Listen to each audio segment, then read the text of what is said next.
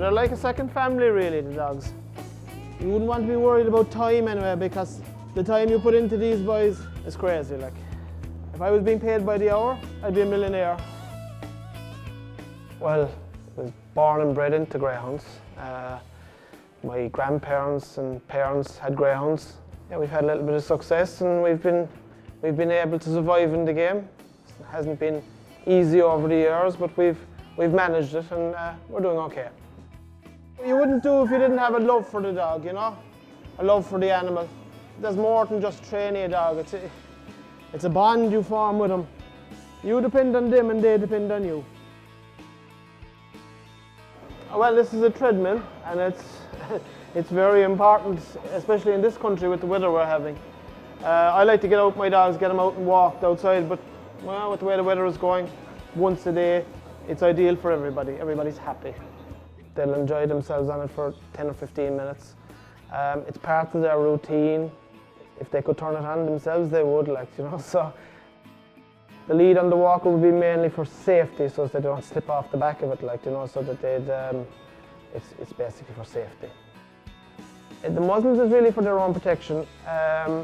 They are full of energy, and anything could spark them off, you know. You just see a cat could pass the gate or anything, and we just like to keep things safe, really. There'd be always a retired dog here as well, you know, either waiting to be rehomed, or he'd be just the kennel retired dog. He'd stay with us or whatever, like, you know what I mean. So,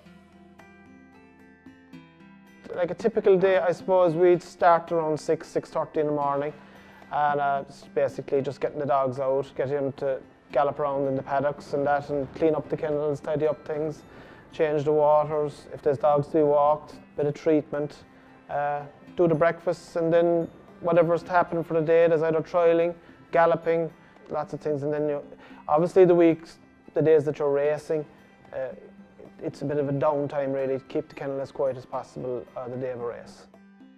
They're only ever really asked to run for 30 seconds, and it's rest after that. You know, if you want to go back in the history of the Greyhounds, that's really what they were, for those 30 seconds of a burst and rest. I'm here more than I'm with my own family, so this is kind of my second family. You make a lot of sacrifices to be a Greyhound trainer. You know, your personal life, your family life is taken up with the Greyhounds. It's in me, so something that's in me, I can't get it out, you know, so it's definitely not for money, because if you want to be a millionaire out of Greyhounds, start with 2 million. So. In every walk of life, there's going to be bad eggs there. So you just have to try and, if you can, weed out the bad ones. But 99% of the people in this game are good, honest people. It really started with the RT documentary. It really hit hard. It was hard viewing. The worst part of it really was we were all tarnished with the one brush, and it just really kind of affected us, because we care for our animals here, and to have people thinking that we don't, it's a hard thing to take, like, you know. So I'd done a lot of damage, and it really kind of went out to the broader public, and they now have a view on us, and it's hard to change it, because sometimes what's said on social media and what's said on television, people take it as truth.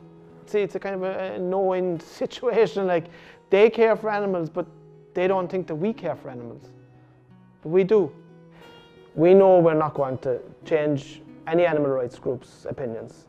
I mean, they're not just hell-bent on stopping greyhound racing. It's horse racing, beef farming, dairy farming, all that.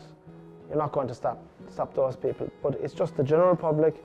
If you have any questions, we're there to be asked, or if you want to come for a day and see what goes on, be more than willing to show anyone.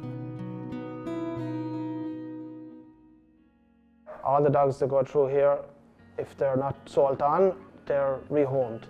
So it's actually quite rewarding to see a dog that's given you his best on the track, or even a dog that hasn't given anything on the track, that they get a good home afterwards. Like.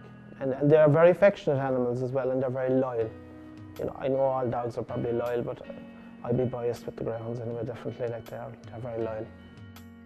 It was a privilege one time to be a Greyhound trainer. It was a big thing, you know, and they got a lot of notoriety and publicity.